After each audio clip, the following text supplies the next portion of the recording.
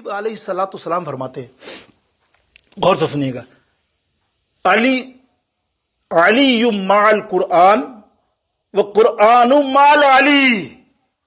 اللہ کما قال رسول اللہ صلی اللہ علیہ وسلم. مولا سرکار علیہ السلام فرماتے ہیں کہ علی قرآن سے ہے. یہاں رکنا آپ, علی قرآن سے سمجھنا, علی قرآن سے ہے, میں بھی قرآن سے ہوں, آپ بھی قرآن سے ہیں, غوث پاک بھی قرآن سے ہیں, ٹھیک ہے نا, خواجہ غریب نواز بھی قرآن سے ہیں, بڑے بڑے ولی اللہ, کوئی بھی اکابر کی بات کرتا ہوں, نیک لوگوں کی بات کروں گا تو سب کیا کہیں, ہم قرآن سے ہیں, ہم قرآن کو مانتے ہیں نا, قرآن سے محبت کرتے ہیں. کون ہے بدبخت مسلمان, ہے نا. لیکن اگلا جملہ تو سنو, علی مع القرآن و قرآن مع علی, قرآن علی کے ساتھ ہے. یہ کمال کی بات ہے میرے دوستوں کہ قرآن علی کے ساتھ ہے, جملہ سننے کی بات ہے. اور دیکھو جتنا فہم قرآن کا ادراک مولا علی کو ہے نا, کسی کو نہیں. آپ بڑی بڑی مشہور ریاض سنتے ہیں سورہ فاتحہ اور سورہ بسم اللہ کی, کہ مولا علی کا فرمان ہے کہ بسم اللہ الرحمن الرحیم کی اگر میں تفسیر لکھنا چاہوں نا, 70 اونٹ بھی لاؤ نا تو اس کاغذ کے وزن سے وہ ہل نہ سکے. 70 اونٹ بھر جائیں اتنی بسم اللہ پہ میری تفسیر کروں تو, اتنا جانتے. اور آپ فرمایا کرتے تھے قرآن پاک کی کوئی ایسی آیات میرے سامنے لے آؤ, پوری آیات, میں ہر ایک کا نزول جانتا ہوں, نبی پر کہاں نازل ہوئی اور کہاں کس جگہ پر نازل ہوئی, کون کون لوگ وہاں بیٹھے تھے. یہ قرآن فہم ہے نا. وقت نہیں ہے لیکن بات سنا دوں آپ کو بڑے مزے کی. ایک شوہر کی 2 بیویاں تھیں. ابھی قرآن پہ چل رہا تھا تو میں نے کہا بھی ذکر نہ ہو, لیکن آ گئی یاد, قرآن فہمی نا تو آپ کو سمجھ میں آ جائے. ایک شوہر کی 2 بیویاں تھیں, سوتنے دونوں. اتفاق سے دونوں کو ایک ساتھ بچہ ہو گیا اور دونوں کے پلنگ ایک ساتھ. تو وہاں دائیوں کا نہیں تو ہو گیا, خود ہی اکیلے ہی ہو گیا, کوئی نہ شوہر نہ کوئی موجود نہیں. ایک کے یہاں بچی پیدا ہوئی. اب آپ کو پتا ہے بچی پیدا ہونا تو آج تک یہ حال ہے, تو اب آپ کیا کہہ سکتے ہیں. وہ تو تازہ مسلمان ہوئے تھے لوگ. تو وہ مولا علی کا دور, اور ایک کے یہاں بچی پیدا ہوئی. بچی والی موٹی تازی تھی بیوی. دوسری بیوی کے یہاں بیٹا پیدا ہوا, کمزور لاغر سی تھی. اس بچی نے, وہ دوسری جو تھی نا عورت, اس نے غصہ آیا, اس نے کہا یہ ایسا نہیں پیدا ہوتے. اس نے بچہ چھینا, اپنے پاس رکھا, اپنی بچی اس کو دے دی, تیری ہے. وہ دیکھ بھی یہ کمزور, بولا نہیں یہ میری نہیں ہے, میرا نہیں تیری ہے. وہ روب ہوتا رہا, بس میری ہے, بس اس نے اس زیس پہ رکھ لیا. شوہر آیا تو لڑائی جھگڑے, یہ میری. کیا کرے, مولا علی کے سامنے فیصلہ آیا. سننا آپ بڑے, تو مولا علی کی بارگاہ اقدس میں یہ فیصلہ آیا. مولا علی فرماتے کیا ہوا بتا. تو مدعی سے پوچھا اور مدعی سے علی سے پوچھا, جو دعویٰ کرنے والا اسلام میں یہ کہ 2 گواہ لائے جو دعویٰ کر رہا ہے, تو اگر وہ کرتا ہے تو پھر صحیح ہے, اور مدعی کے لیے قسم کھائے تو قسم کھا لے گی. تو اب دونوں نے قسم کھا لی اتفاق سے. گواہ کوئی نہیں تھا ہی نہیں, بولے وہاں پیدائش کے وقت, اور دونوں نے قسمیں بھی کھا لی. مولا علی فرما اچھا ٹھیک ہے میں فیصلہ کرتا ہوں. بولے پرانی دائی بڈھی کو بلاؤ کوئی. مولا علی فرما دیکھو فہم, قرآن کا فہم. دو بڈھی دائی کو بلایا گیا. بولا ایسا کرو ان دونوں عورتوں کو پردے میں لے جاؤ اور ایک مناسب برتن ایک ہی جیسے وزن کے, جیسے کپ ہوتے ہیں, اور ایک ہی سائز کے, اور پورے بھر لینا. جتنے دونوں بھرو دونوں سیم بھرنا, آگے پیچھے چھوٹا سا بھی معاملہ نہیں کرنا. ان کے دودھ ماؤں کے لے کے آ جاؤ. لائے گئے. مولا نے فرمایا ترازو لاؤ. دیکھو آپ مولا علی کی شان, فہم قرآن اور مال قرآن والی بات کر رہا ہوں میں. دیکھو آپ یہ ہے. تو آپ نے وہ ترازو پر دونوں دودھ رکھے تھے, ایک کو رکھا پھر دوسرے کو رکھا اور دونوں کو ایک ساتھ رکھ دیا. تو ایک کا وزن زیادہ تھا. ملاحظہ کرنا, دودھ برابر ہیں, دودھ بیلنس ہیں, کپ ایک جیسے ہیں, دودھ میں کوئی کمی بیشی نہیں, اور دونوں کے وزن ایک جیسے.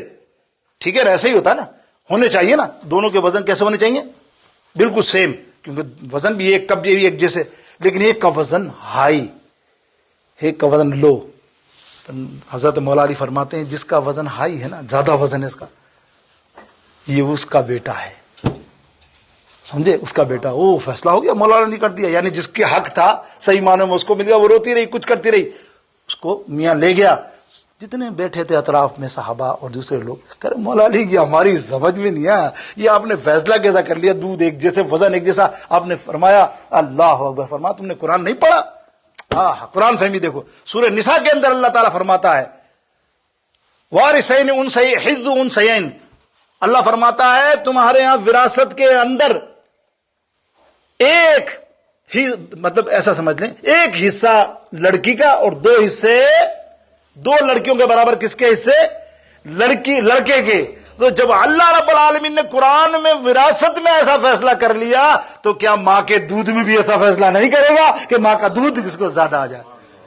یعنی لڑکے کے لیے ماں کا دودھ زیادہ ہوتا ہے. دیکھو آپ یہ مولا علی کی فہم قرآن. ایک اور اب قرآن فہم پہ آ گئی بات تو اب تفصیل اور کر دوں. اللہ اکبر. قرآن فہم میں اللہ رب العالمین ارشاد فرماتا ہے یضل بہ کثیرا و یہدی بہ کثیرا. یہ عقیدے کی بات ہے. سن اللہ فرماتا ہے کہ قرآن کسی کو گمراہ بھی کر دیتا ہے, جو گمراہ لینا جو اور بہت سوں کو ہدایت بھی دیتا ہے. اب گمراہ کیسے؟ سیدھی سی بات, آسان سے جملے میں ہم سمجھیں. جو نبی کی محبت میں قرآن پڑھا جائے وہ کیا ہوگا؟ وہ بندہ گمراہ ہی ہے نا.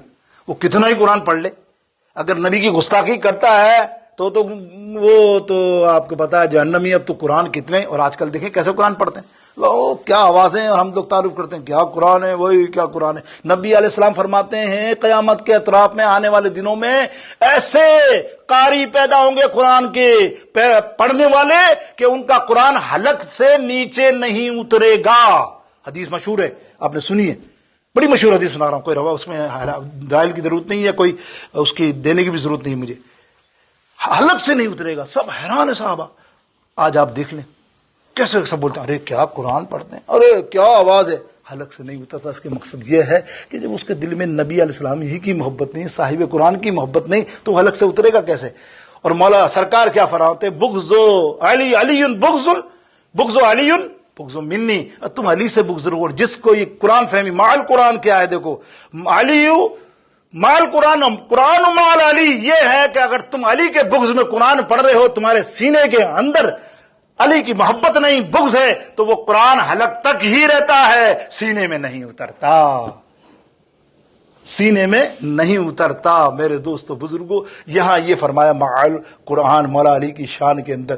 اب آگے مولا علی کی شان کے اندر یہ فرمایا, آگے ایک مفسر نے 2-3 جملے کہے, وہ بڑے اچھے لکھتا ہوں میں. آپ فرماتے ہیں اللہ کے حبیب علیہ السلام فرماتے ہیں النظر وجہہ علی عبادہ. یہ بھی عبادہ. یہ سیدنا صدیق اکبر کا قول ہے, اور اس پر عمل کرنے والے بھی سیدنا صدیق اکبر ہے کہ علی کا چہرہ دیکھنا عبادت ہے. پہلے کیا میں نے فرمایا, علی کا ذکر کرنا عبادت ہے. سب آ گئے نا, عبادت میں آ رہے ہیں نا سب. علی کا ذکر کرنا عبادت ہے, علی کا چہرہ دکھا. حضرت ام المؤمنین حضرت عائشہ رضی اللہ تعالیٰ فرماتی میں بابا کو محفل میں دیکھا کرتی تھی, تو محفل میں مولا علی کے چہرے کو دیکھا کرتے تھے. میں رات کو پوچھتی تھی بابا یہ کیا, میں محفل میں اکثر دیکھتی ہوں آپ چہرہ ہے علی دیکھتے رہتے ہو. بولے تجھے نہیں پتا, سرکار نے فرمایا علی کے چہرے کو دیکھنا عبادت ہے. اللہ اکبر. جب یہ عبادت ہے تو بھائی علی کے بغض میں جو عبادت کرو گے, کیا وہ عبادت ہوگی؟ سیدھا سا سادہ سوال ہے. مجھے بتاؤ نماز ہوگی؟ جب علی کا بغض ہے تو نماز ہوگی آپ کی؟ نہیں. سجدے ہوں گے؟ نہیں. روزے قبول ہوں گے؟ کہتے جاؤ نہیں. روزے قبول ہوں گے؟ پتہ چلے سارے حب علی ہے, ورنہ تو مجھے بھی شک ہوگا کو نہیں کہے گا, بھلے نہ کو, پھر مجھے شک ہوگا. حسن ظن تو یہی ہے نا, میں کہہ رہا ہوں کہو, اس کا مقصد تصدیق ہے. اور یہ دائری مولا علی کی بارگاہ اقدس میں سرکار علیہ السلام کی بارگاہ میں جانے والی ہے, اور ہم چاہتے ہیں کہ یہ ڈائری عبادت کے نظریے میں چلی جائے کہ ہم نے واقعی جو ذکر کیا مولا علی کا حق ادا کیا. کیا فرمایا؟ نماز قبول ہوگی اس کی, عبادت قبول ہوگی, سجدے قبول ہوں گے, روزے قبول نہیں ہوں گے, تو پھر حج کیسے قبول ہوگا؟ ہائے ہائے, بغض علی کے اندر تو طواف بھی کرے تو تیرا طواف کیسا قبول ہوگا؟ میرے دوستوں بزرگوں, اللہ اکبر. کیا بیان فرمایا کسی نے, آپ کہتے ہیں کہ اللہ اکبر کہ بغض علی کے اندر اگر اب طواف کرے بندہ تو اس کا طواف بھی قبول نہیں ہوتا. کہ بدن پہ جامع احرام, دل میں بغض علی, بدن پہ جامع احرام, دل میں بغض علی, یہ پاک یہ کعبے پاک کا پھیرا تو ہے طواف نہیں. اللہ اکبر. پھیرا تو ہوگا اس کا لیکن طواف نہیں ہوگا. میرے دوستوں بزرگوں, آج